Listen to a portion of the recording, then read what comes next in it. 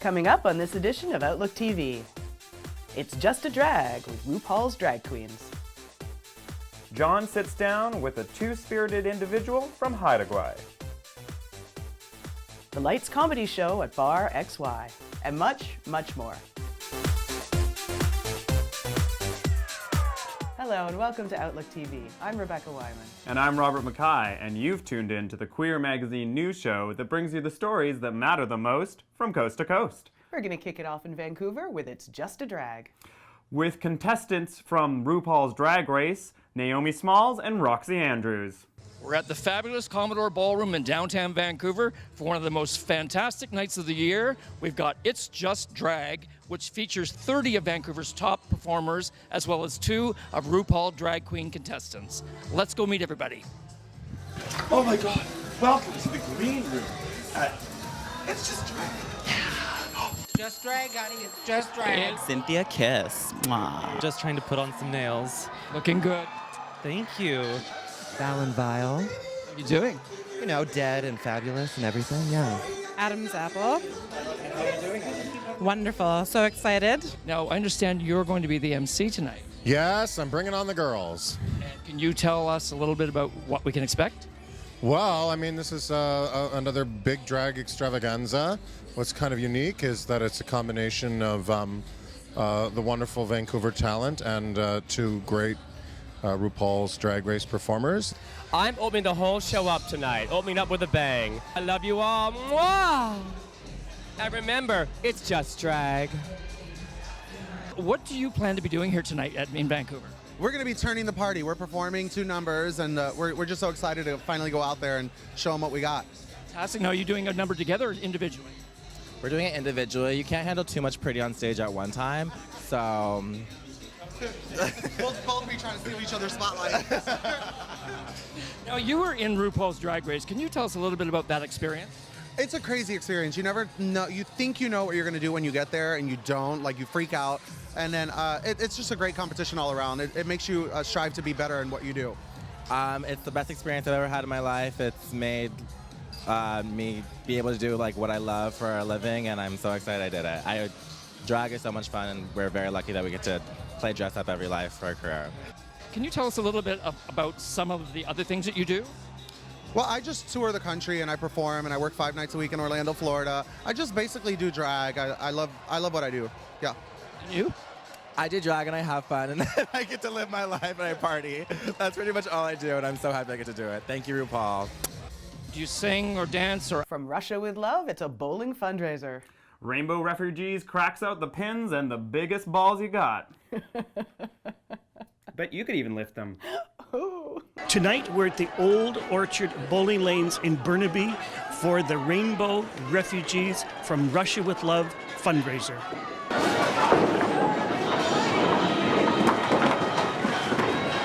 I got invited to a fundraising meeting of From Russia with Love, and I didn't realize that that's what it was for. And they said, we're going to do some fundraising strategies, and I thought, oh, I'm all about fundraising, so teach me something. The gal whose idea it was, her name is Sue Ward, and we worked really well together. It was the 2 of us threw it all together until we brought a 3rd person in to help us with the bar. So I think that you can watch next January for the 2nd annual.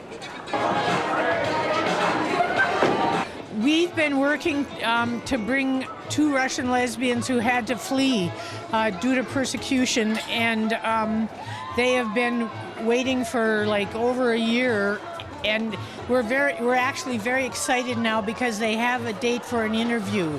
So we're hoping that sometime this year they will be able to come to Canada. But in the meantime, they're having a very hard time being able to support themselves because where they are, they can't actually legally do much work.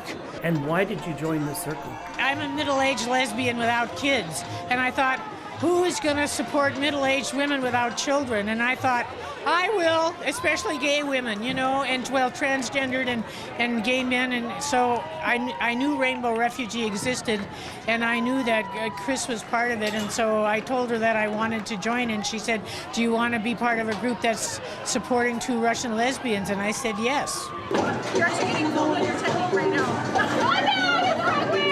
It's Broadway! We have many people that we support in Canada who want to stay here, and we have across the country applications for about 75 LGBT people from different parts of the world that groups of Canadians are sponsoring to come to Canada. Tell us about the circle. Who's in it and how many and what do you do? There's about 6 of us right now, and so we meet every month or so.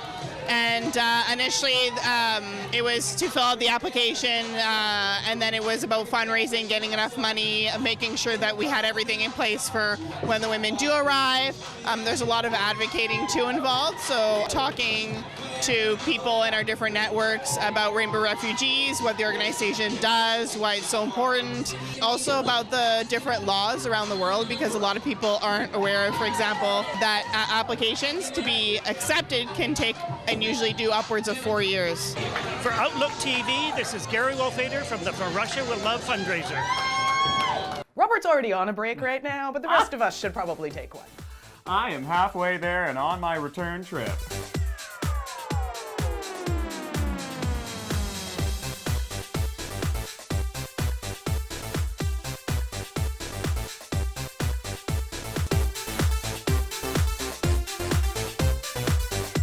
And up next, we have one of your stories. Well, it's not yours, it's our new reporter Aman's first story, but you were in the show. That's right, a man got a report on this pretty little number as I was on stage for Lights, the comedy show here in Vancouver at XY. Hey everyone, we are at XYYVR on our way to watch the newest and hottest comedy improv show in town, Lights. Prepare to have your mind blown. This is kind of a marriage of improv and sketch. If you go to an improv show, they'll get a suggestion from the audience and they'll make up something in the spot. Tonight, we've got 12 actors and actresses that have come to the show with an idea of what they're gonna do. They don't know how exactly it's gonna turn out, but there is that little bit of planning that goes into this. All new, improvised sketch comedy, like you've never seen before. Get ready to laugh and to be confused. Lights. Hello. It's Sven Neves. Yes, hello. Hello. You seem like a very jolly person. I'm a jolly person. Yeah. What should I do? My solution for you is to not do it anymore. Bingo. Oh! It's a format that I know has been done in New York, but I don't think it's been done anywhere locally here, so that makes it unique as well. So most of all, you're going to laugh, and the rest will be entertaining. Oh, yes. Hopefully nothing. Ah, but did you bring sandwiches? No. Oh, Gregor, you forgot sandwiches! I had no idea we'd be going on such a long, important quest. Long and important quest? We need sandwiches in order to get what we need. You have a sword? I mean, we got... Oh! When you come from Maple Ridge and you hear the people cry, then you join them over there and you be seen up in the sky. And I know that I will shine. In this program you will see musical theater is the program for me. Improv just brings people together in such a unique way that makes you want to collaborate and makes you not want to have just your own singular idea, but bring something to the table and have everybody else build on it. Snakes and ladders. Snakes and ladders. You know, your life is not going to be like this. No. It's going to be like this. Snakes and ladders, y'all. That was an amazing show. This is Emmanuel Villamejor for Outlook TV. I'm really looking forward to Broadway Across Canada bringing Kinky Boots to Vancouver in February. Kinky Boots is a Broadway musical that was Tony Award winning with music lyrics by Cyndi Lauper and a book by Harvey Feinstein. Based on a 2005 British film, Kinky Boots is a story of Charlie Price, who inherited a shoe factory, and he was looking for somewhere to sort of pick up the business. And what he did, he found a local drag entertainer who gave him some inspiration, and they decided to create these high-heeled boots that saved the business. Kinky Boots will be at the Queen Elizabeth Theatre in Vancouver from February 7th to 12th, 2017. And now it's time for the Gay Agenda. With fabulous Fred Camperman. Happy Queer Year! It's the year of the cock, so most of you are probably have already made and broken your New Year's resolutions. My friend Shauna says the only New Year's resolution that she never breaks is to never make another New Year's resolution. You know, I get it. With all the pressure of a new year, you think there has to be a new you, a thinner you, and a new you who's going to master French or whatever. But most people fail because they put that kind of pressure on themselves. First, let's take that pressure off by not thinking the new you happens on January 1st. For God's sake, you probably were still nursing a hangover. You can start something new at any time of the year, like today or tomorrow. But more importantly, you need to set a goal that is easy to do and that suits you. So just don't plan to go to the gym and work out like a mad person for 2 weeks and then pay for your membership for the rest of the year. Why not join an LGBTQ sports teams? We have queer soccer, golf, tennis, dodgeball, softball, volleyball, anything with balls really. And in winter, we have queer hockey, curling, skiing, or nude dude yoga. Yes, that's a real thing. Come the summer, dragon boat racing, hiking, outdoor groups, even motorcycle and classical car groups. Before, I joined the English-based swim team and did a triathlon in the Gay Games in Australia. Walking into the Sydney Olympic Stadium was one of the best memories of my life. To be there with a whole international queer community was an awesome experience. If sports is not your thing, volunteer for community or the Pride Society where you live. Join in on the best parade in town. Nothing beats it. Also, check out LGBTQ meetups in your part of the country. There are groups like Irish and the LGBT or Young and Beautiful Lesbian and Bi Girls. If you can't find a group for you, then make one. Him, one of our sponsors, is always looking for volunteers, and we here at Outlook TV are always asking for reporters, shooters, and editors. So make this year the year you volunteered and got involved in your community. It'll make you happier and healthier. And after all, wasn't that your whole New Year's resolution about being the new you that you really wanted to do? Remember, a year from now, you may have wished that you started today. For Outlook TV, I'm Fred Camperman. Have you heard that Canada is going to have a Pride this year? Just when you thought our rainbow flag couldn't get any bigger, we're hosting our very first one in Montreal. 2017 is going to be a milestone year for us here in Canada, where we celebrate the 150th anniversary of Confederation. There's going to be events all across the country, and we've got one special event we'd like to tell you about.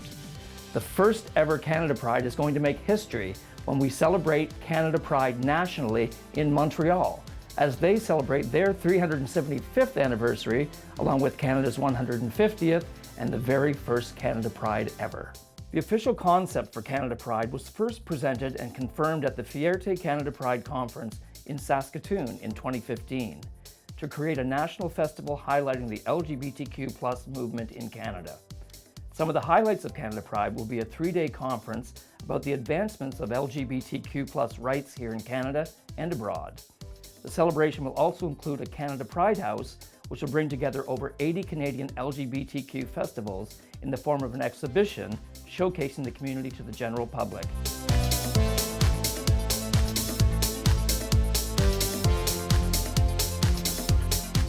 An initiative of Montreal Pride, Canada Pride will be held in a different Canadian city every 4 years. Unlike Montreal Pride's annual festival, which is held over 7 days, the Canada Pride Montreal 2017 program of events in 2017 will span 10 days, including 2 full weekends of activities similar to World Pride and Euro Pride. The program will include 2 days of sports activities during the first weekend of celebrations and a major national conference on LGBT rights.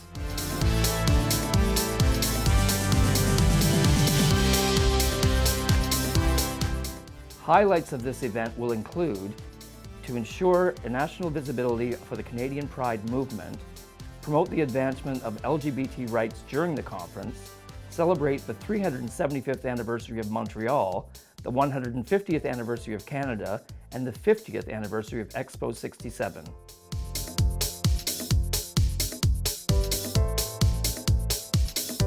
For Outlook TV, this is Angus Prott.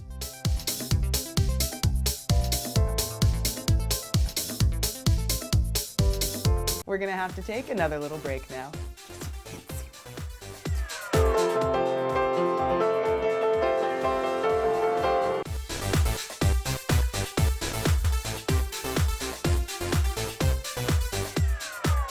welcome back. You're watching Outlook TV.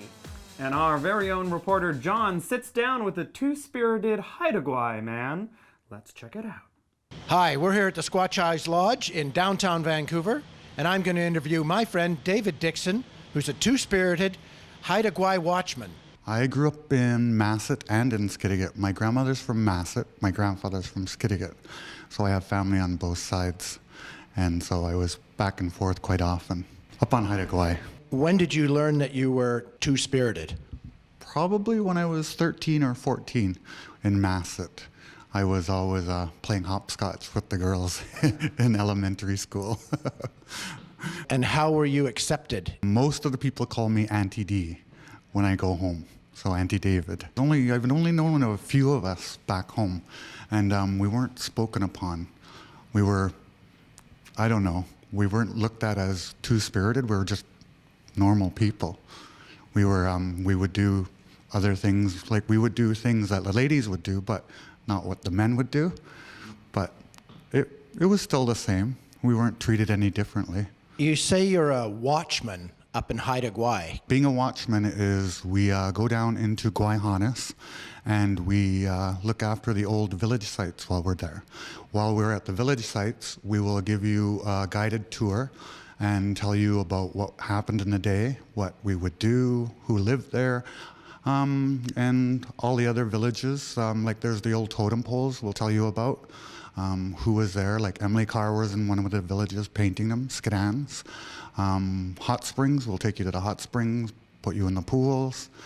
Skungwai is a World UNESCO site, and that's pretty interesting. And it's protected. Everybody goes down there to trim the poles, cut the grass. Yeah, it's just part of our job that we have to do it.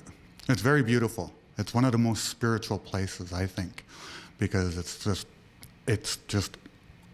I'm just awestruck when I go down there. The one person that I always remember is David Suzuki. Always comes up to Haida Gwai. His daughter lives up there. She's married to one of the Skidegate Haida boys.